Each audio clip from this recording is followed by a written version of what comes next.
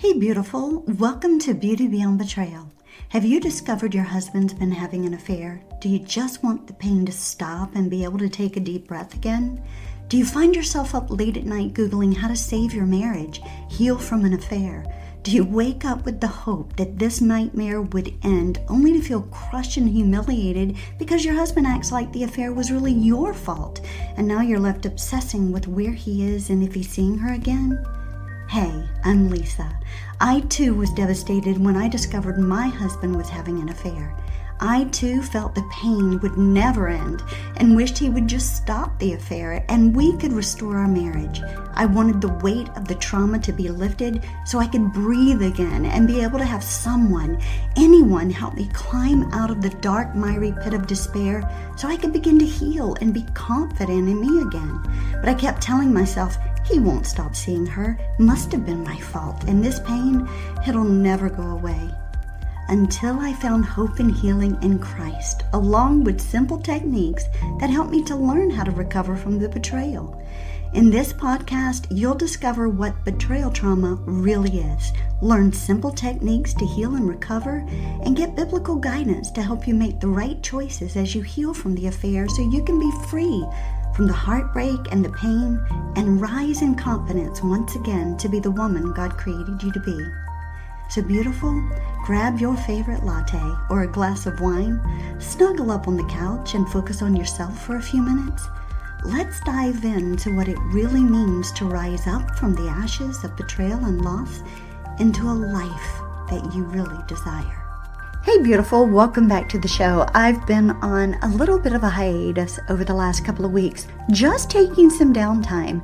You know, I talk to each and every one of you every week about self-care, about taking time out so that you can make sure your nervous system is regulated, so you can make sure that you are taking care of your inner self, to make sure that your brain, body, and your spirit, everything is in alignment. Well, that's what I've been doing over the last couple of weeks. We had to have our roof replaced on our home. We're getting ready to go into a bathroom remodel. There's a lot going on at the Limehouse household. So I had to take a little bit of time for me to kind of get myself ready for what's in store. And it was really great. You know, I have to practice what I preach, so to speak. And so I've been doing just that. But it's good to be back in the recording studio with each and every one of you. And I'm ready to dive into some great topics for the remainder of the year, the last quarter of the year. And so to jumpstart that, we are going to dive deep over the next 2 episodes into you wanting to know the truth about his affair and what questions you should and should not ask when you are trying to find out all the information.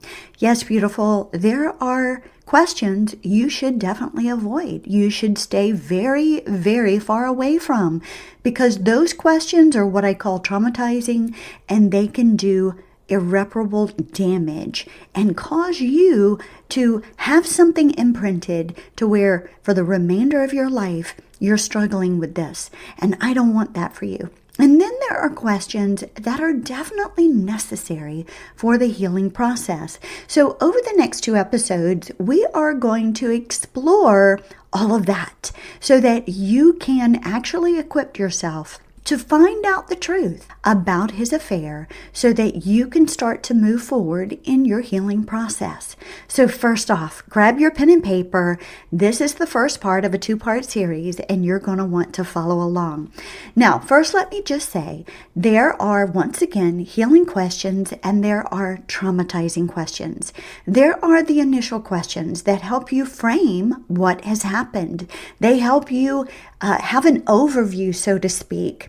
They give you a framework of what you've just found out about. You kind of understand, so to speak, what your husband has just dumped all over you to the best of your ability, because betrayal, when you find out about it on D-Day, is devastating, to say the least. And I want to help you to the best of the ability to gain an understanding in the beginning stages of what you've just heard. Now, then there are questions that should only only be asked within a therapeutic setting, one that has safety established for you. And that is important. We will discuss that in our next 2 episodes. Now, recognize that you don't need the level of detail that comes by examining every specific aspect of the affair. Listen, beautiful, don't be consumed by the need to know everything. You need adequate, stabilizing information, but not exhaustive, traumatizing information. You need enough detail to allow you to move toward healing and possible forgiveness while avoiding those things that will imprint themselves on your brain that will become unnecessary reminders of the affair in the future. I've never had a spouse come to me after recovery and say, "You know, Lisa, I wish I would have asked for more details." No. I've actually had quite a few come to me and admit that they wish they hadn't insisted on knowing every detail. Now, in the beginning, there are going to be questions that I'm going to encourage you to avoid asking, at least at the beginning of the healing process. And these are what I call why questions. You're going to want to know all the whys. Why did you do this to me? Why would you cheat? Why would you risk our relationship? Why would you destroy our family? All the whys. You want to know every bit of it. And I get it, beautiful. I was right in your shoes. And I'm coming to you today from experience, not just from leading hundreds and hundreds of women through this process, but also the experience for myself. I've been in your shoes. I remember D-Day quite well. I remember going to my husband later on that afternoon after I found out about the betrayal. All the information came flooding in. And I remember when I came back home late that evening asking all of the why questions.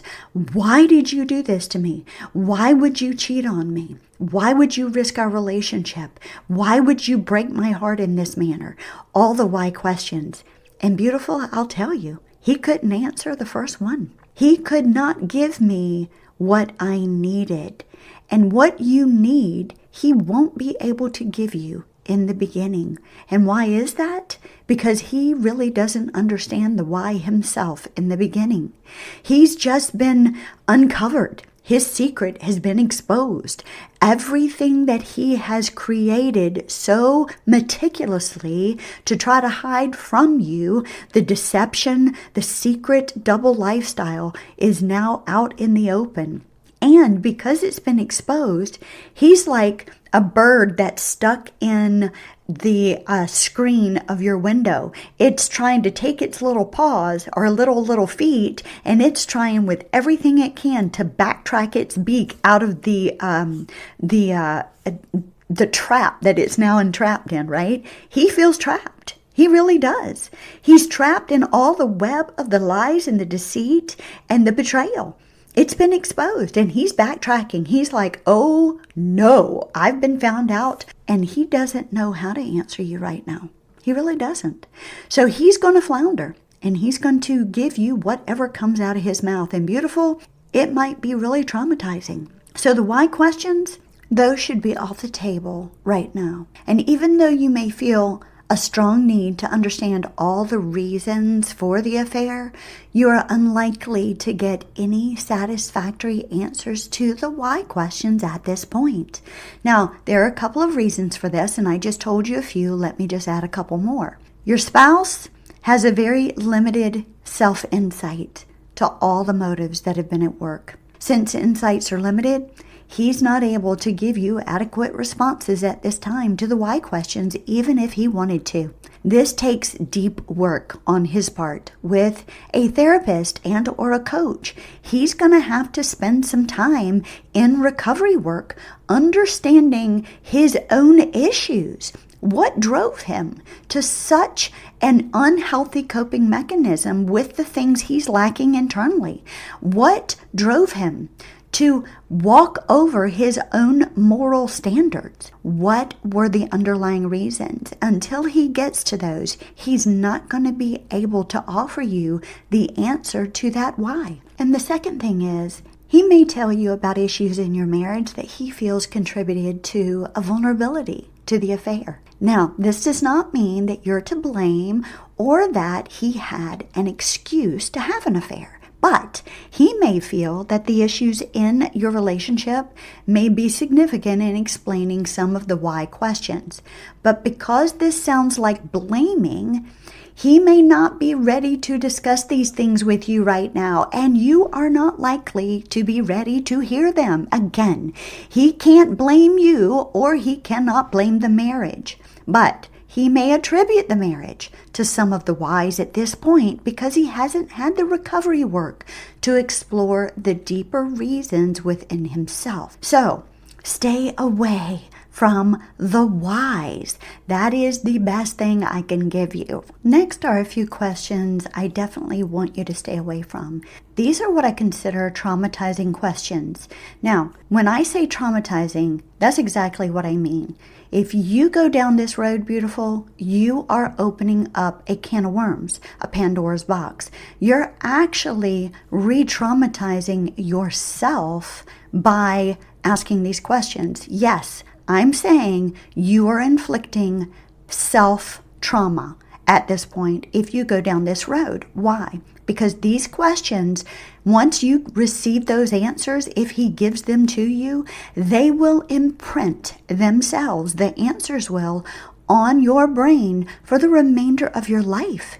And they could possibly sabotage any possibility of reconciliation in your relationship. Traumatizing questions are not needed in order to heal from the devastating effects of betrayal. You don't need to go down this road. You don't need to have answers to these kind of questions in order for you to be able to heal, to forgive, and reconcile your relationship. Definitely not. These questions are questions that the enemy of your soul, Satan himself, would want you to explore so that he can destroy you with them. That's what I want you to hear. So do not go down this road, beautiful. That's why I'm telling you these questions right now. All right, the first one is this. Stay away from sexual questions. Let me give you a few. Do not ask him what body type she had. That is not a question you need to ask. You do not need to know, well, was her body type better than mine? Was she curvier? Was she thinner? Why did you like her body type better than me? You don't need to know that. The next one is, was she better in bed than I am? Beautiful. You don't need to know that. And he doesn't need to be comparing. And if you are asking him that, you are putting him in that position for him to compare his wife with the affair person. And that is not what you desire. You're actually keeping her at the forefront in his mind by asking these kinds of questions. So do not go down that road. The next one is, did you think about her when you were with me?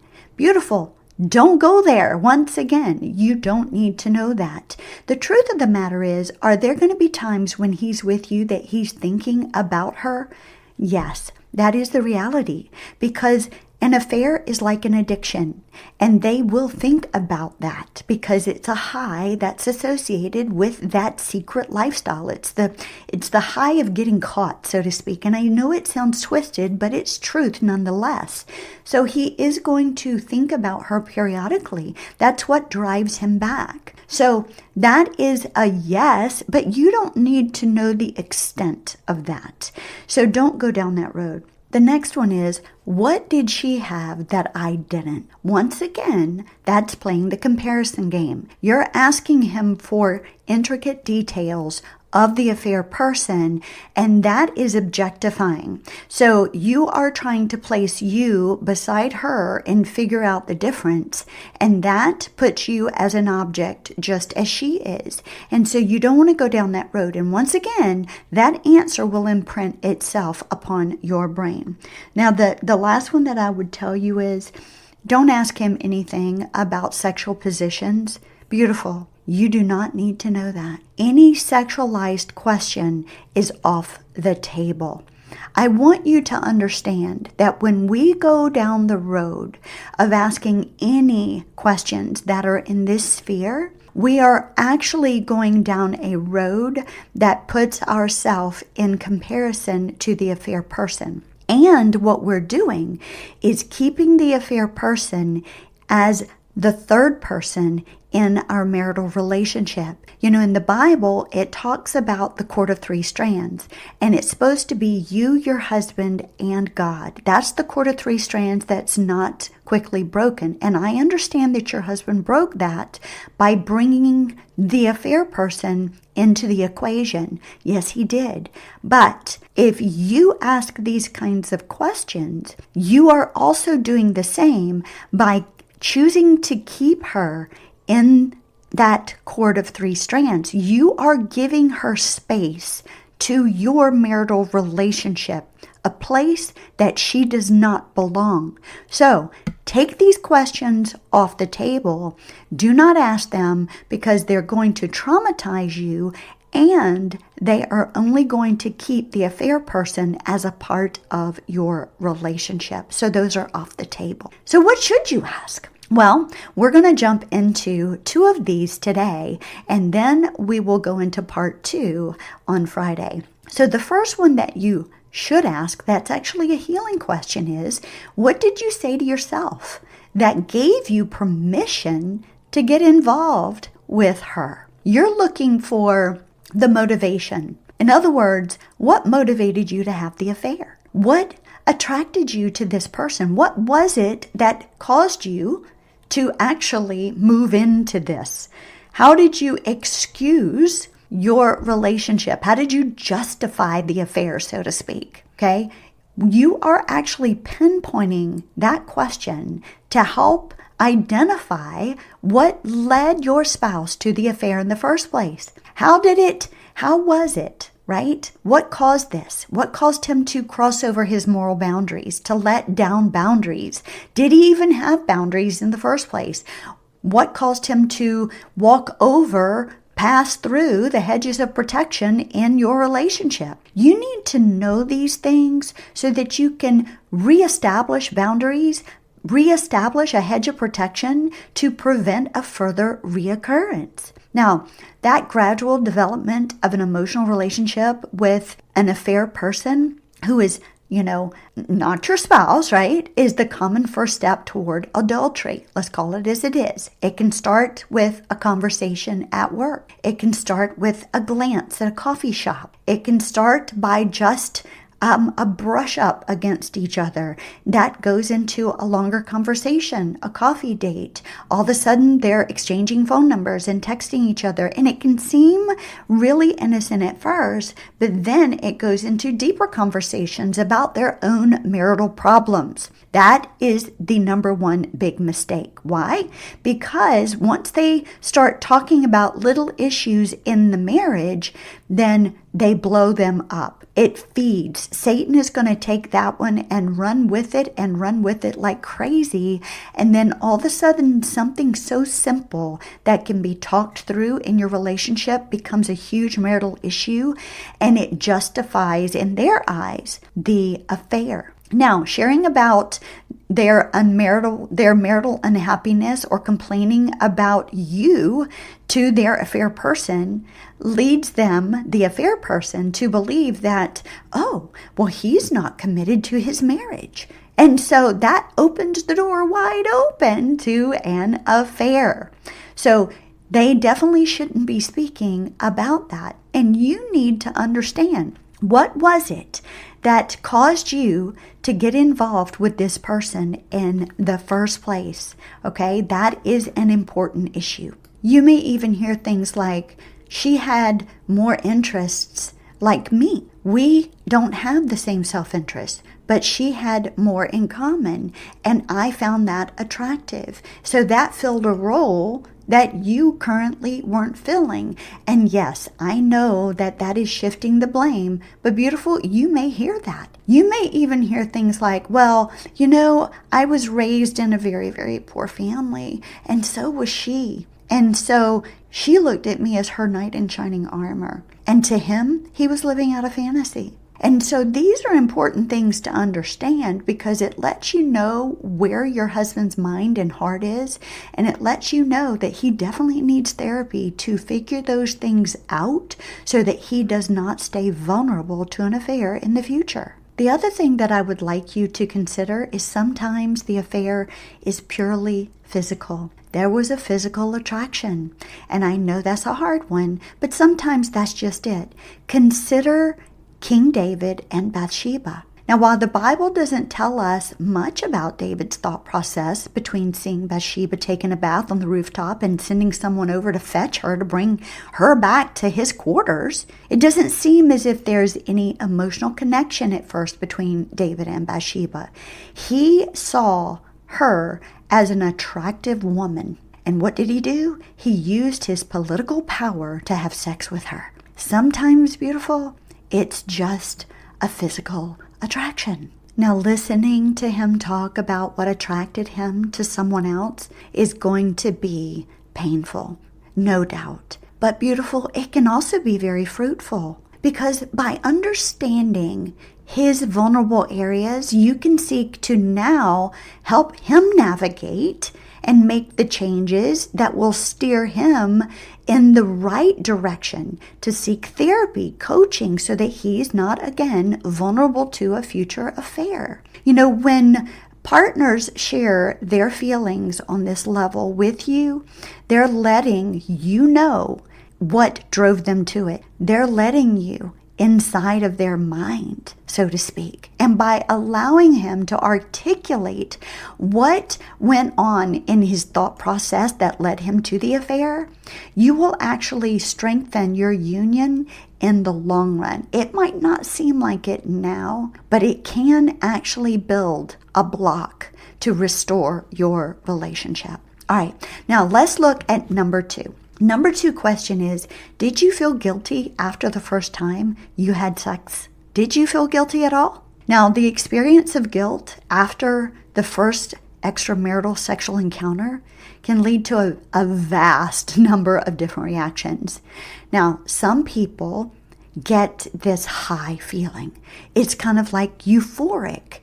They had this secret sexual encounter, and the dopamine hit was so high, it equates to a cocaine or heroin hit. And their brain is like on this high mode, and it was euphoric to them. And for them, it was extraordinary. Now, for others, it can feel so guilty that they break it off at once, right? But the one who had the feeling I just talked about, that euphoric feeling, they attempt to rationalize or minimize their actions. They minimize it because they want to go back and get another dopamine hit. They want to go back and feel that same high. But for the one who felt the guilt, it drives them back to you. And they may cut it off quickly. They really may. But again, I know for me, my husband, that dopamine hit was so high, it drove him back to her time and time and time again.